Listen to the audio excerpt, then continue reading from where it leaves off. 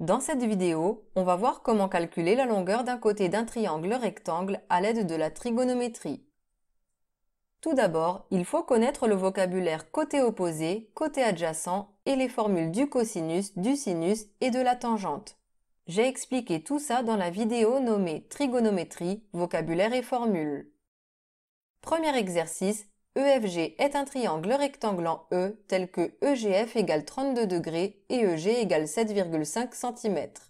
Calculez la longueur FE arrondie au millimètre près. Pour commencer, je vous l'ai déjà dit, quand on a un exercice de géométrie parlant d'une figure qu'on ne nous donne pas, premier réflexe, faire un schéma à main levée pour y voir clair. Je dessine donc un triangle rectangle, je code l'angle droit, il est rectangle en E, je mets les deux autres points, on me donne l'angle EGF, je vais l'écrire mais je commence par rappeler à ceux qui ont du mal avec les angles comment savoir où est cet angle. Si je relie les points dans l'ordre du nom de l'angle EGF, ça donne EGF. C'est donc cet angle-là. C'est 32 degrés. EG mesure 7,5 cm et je mets un point d'interrogation sur la longueur que je cherche, FE. Je dois calculer une longueur dans un triangle rectangle. Premier réflexe, je pense au théorème de Pythagore. Mais pour ça, il faut connaître les longueurs des deux autres côtés. Or, je ne connais pas non plus FG. Donc c'est raté. Par contre, vu que je connais une longueur et un angle, je sais que je peux utiliser la trigonométrie. Reste à savoir si c'est le cosinus, le sinus ou la tangente qui va me servir.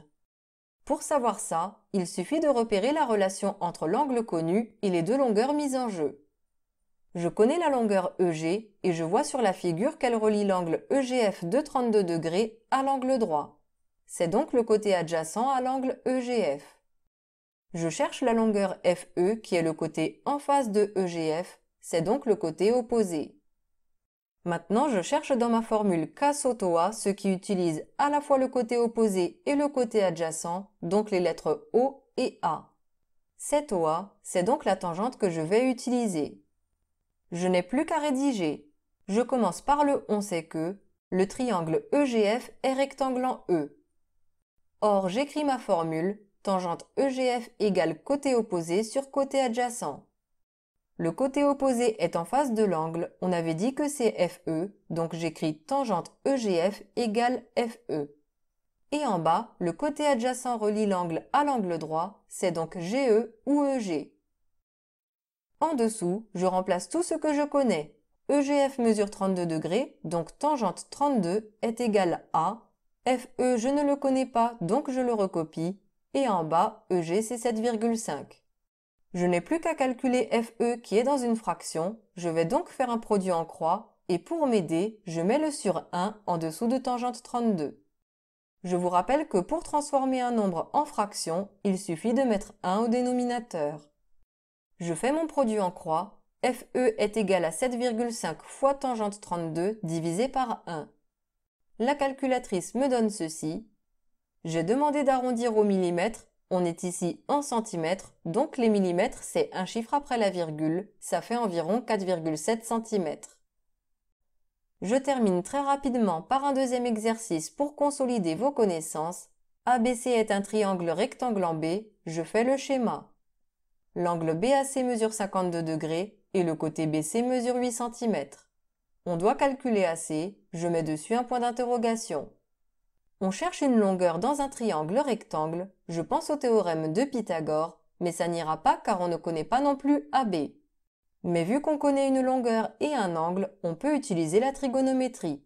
Mais est-ce le sinus, le cosinus ou la tangente? Pour le savoir, je regarde la longueur connue. C'est BC, elle est en face de l'angle que je connais, c'est donc son côté opposé. Ensuite, je regarde la longueur cherchée qui est AC, c'est l'hypoténuse du triangle. Qu'est-ce qui utilise à la fois le côté opposé et l'hypoténuse dans ma formule K sot OA? C'est le sinus, c'est donc ça qu'on doit faire. Il reste à rédiger. On sait que le triangle ABC est rectangle en B. Or, j'écris la formule du sinus de l'angle BAC. Le côté opposé est BC et l'hypoténuse est AC. Je n'ai plus qu'à remplacer ce que je connais et à faire mon produit en croix.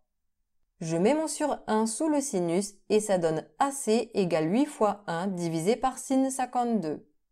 On doit arrondir au millimètre, donc ça fait environ 10,2 cm. Et voilà, vous savez calculer une longueur avec la trigonométrie.